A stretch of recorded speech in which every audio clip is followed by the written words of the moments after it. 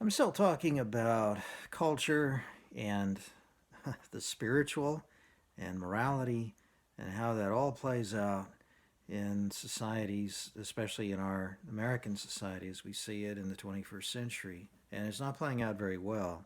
I left off my last video suggesting that we are so mindful in a way that is speaks well of us. We're mindful as a culture of not oppressing minority subcultures within our group, but we're so mindful of that that the mainstream culture is no longer asserting any moral authority. It recognizes as a whole its moral duty not to oppress minority subcultures that disagree with it, but in this laudable tolerance, it has surrendered any duty it has to uh, condition to prepare the next generation to fulfill their moral duty. And I'm not going to go all over again the potential conflict between moral duty and culture. Culture is a kind of conditioning, a kind of brainwashing, and morality cannot exist in an atmosphere of brainwashing. You have to freely choose the acts that you perform. Yes, but when you're raising young people, you want to give them a head start into understanding right and wrong. And so you do bring them up with certain ideas, certain do's and don'ts, and you're renouncing that responsibility when you just shrug in this relativistic fashion and say, well, this is the way that my ancestors did things, that our little subgroup does things, but it doesn't mean it's any better than any other group's way of doing things. In fact, our intelligentsia in this society has largely subscribed to the Marxist utopian idea that you can create a culture free society, that the future society, we might not speak of this as Marxist, we might speak of it more in terms of science. The future society will be scientific, it will be rational, it won't be based on mumbo jumbo traditions inherited from the dark past. We don't even know where they originated. So why are we still doing those things? Is everything that we do as a culture, all of our customs, are not going to be done because they're customary. They're going to be done because they're rational. And this can't really work. This is not really true. There's no such thing, as I've been saying, as a society that is non-cultural, that is purely rational. What happens, as I was saying in the last video, is that in this zeal to eradicate cultural imperialism, you privilege minority cultures, and they, being more energetic and not being opposed at any point, sort of win the day, and the majority culture collapses. Well, the Marxists or the utopians or the scientists, scientism,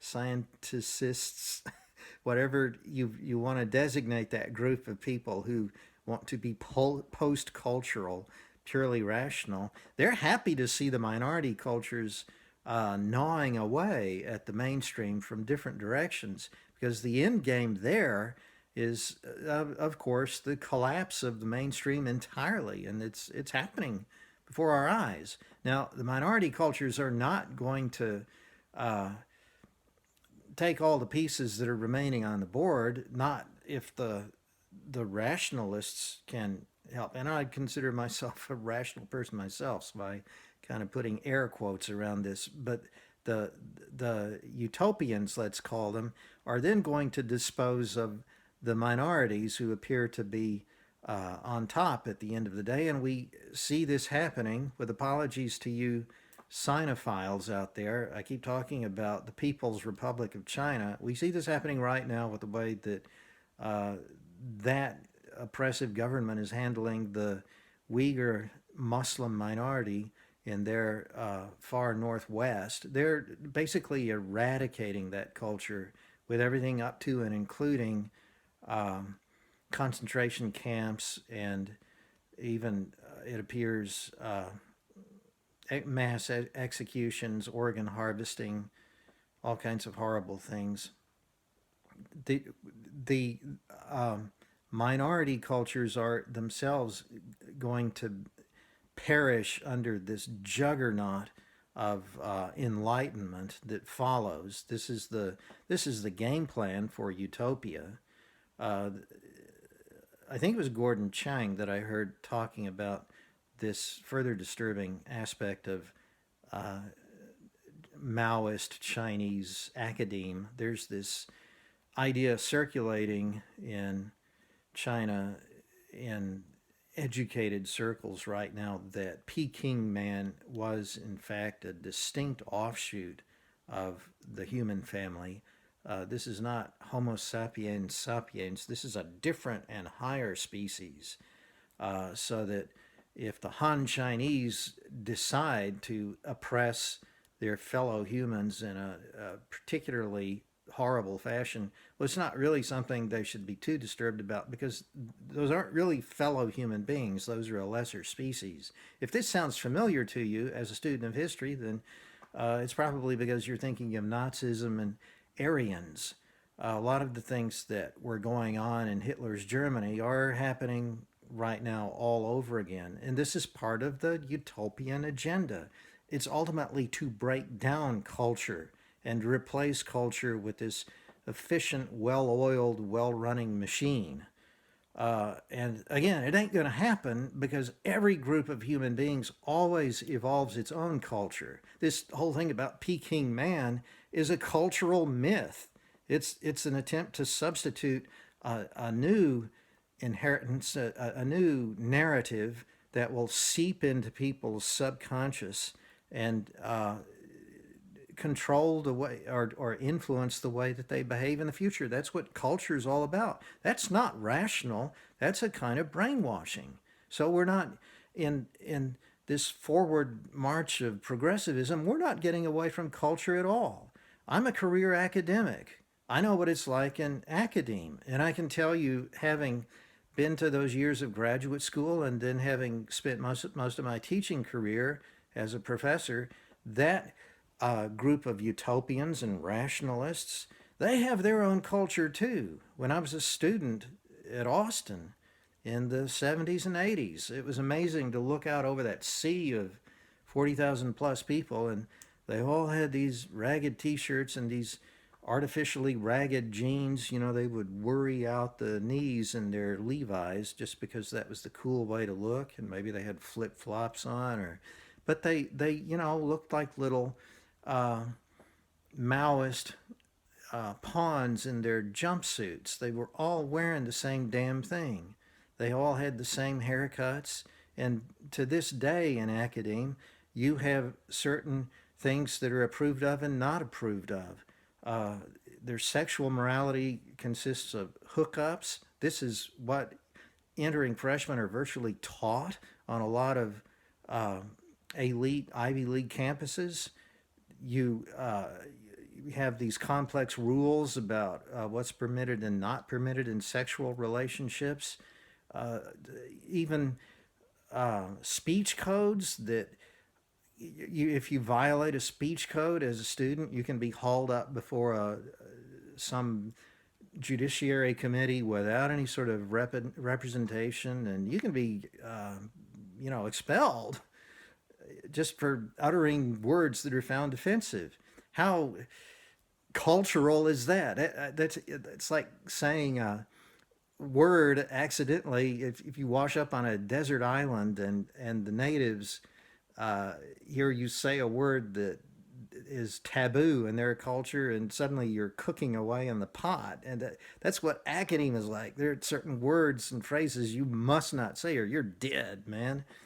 Uh, Housewives, if you're an academic, if you're in graduate school and you're a woman, and if they find out that you're actually, your ambition may be to stay home and raise kids, boy, you'd better keep that to yourself. You'll be so banished. There are good races and bad races. Of course, if you're white, you're definitely on the bottom. But even in terms of selection for admission into Ivy League campuses, there have been many scandals recently about Asians. If you're an Asian applying for admission to Harvard or Yale, good luck with that, because there are too many of you already. So, I mean, how tribal can we get? Your speech, the clothes that you wear, the way you do your hair, your skin color, your race, and this is the rational utopian alternative to the way that we lived 10,000 years ago in little hunter-gatherer groups. It's exactly the same series of thought processes all over again. This is what our rationalists have liberated us to. So you see, you can't have a group of human beings without culture. If you put a bunch of progressive humans into a space station traveling to the outer solar system, within a few weeks they would have their own little set of do's and don'ts, because that's the way human beings are. And I'm winding this up now, but this is an important point that I want to stress. When you have these subcultures knocking up against each other, as we do in American society in the 21st century, and the mainstream culture is trying really hard to bend over backward and keep hands off and not be judgmental. And we've said that the most aggressive, energetic subculture is going to be the one that wins that day. There's a not just a tendency, it's I would say a law that the most avant-garde, most permissive group ends up paradoxically, here's another paradox, it ends up being the most repressive. If you have any lingering rules or restrictions as a culture, and they might be sexual, they might have to do with just obligations to other people, your marriage vows you mustn't break, your duties to your children, and so forth. Anything like that, abortion, whatever. The group that is more permissive is going to protest that you're judging them and you're being cultural imperialists because you're not opening the gate wide enough to allow their ways into general acceptance. They're always going to win that argument. Every time you retreat from a position and try to stake out a new stand at a position that's farther back, they're just going to move in and push you back from that position. So permissiveness, the culture of permissiveness. Of course, this isn't really even a legitimate culture in the sense of tradition. What I'm talking about now is more like what I see in academia and in the intellectual world. This is not really at all what we see with Sharia Islam or some of the more traditionalist groups in our society. This is coming from the avant-garde that is pushing mainstream culture right off the edge, and their demands are for utter permissiveness of every sort of practice, so that anytime you try to dig in and stand still and say, no, I'm not going to give you this one, this is what I want to teach my kids, well, suddenly, once again, you're the ogre, you're the bad guy who's a cultural imperialist, who's not willing to give ground. You're always going to lose, and the culture that prevails is going to be an oppressive, a repressive culture of utter permissiveness. There's no culture that's more oppressive than the culture of permissiveness, because you have to subscribe to the idea that anything goes. And the moment that you say, well, yeah, okay, anything but this, can you give me this? Then you become the enemy all over again. You can't say, do, or think anything that throws up any sort of standard or any sort of restriction. And I can't imagine anything being more oppressive than having to live under a regime like that. So I'm going to end this video and follow it with probably maybe a final discussion of the necessity of borders, because the answer, ultimate answer to all this is that if we're going to survive together, and I don't know that we can, but if we are, ultimately we have to have borders, and I'm talking about physical borders. We have to agree to disagree, and okay, you want to call me oppressive over here, then at least here's my wall, here's my river, my boundary. Don't cross it, or you're going to be entering a really oppressive territory according to your definition. So you stay over there, and you can have things as wide open and wild and woolly as you want. But you leave me to live my way over here, and I'll let you live your way over here. And here's the border. Well, of course, we have this just utter sweeping condemnation of borders going on in our society too right now, but we cannot exist as this multicultural society unless we divide these different cultures up into pockets and safeguard those boundaries. That's it. That's our only option.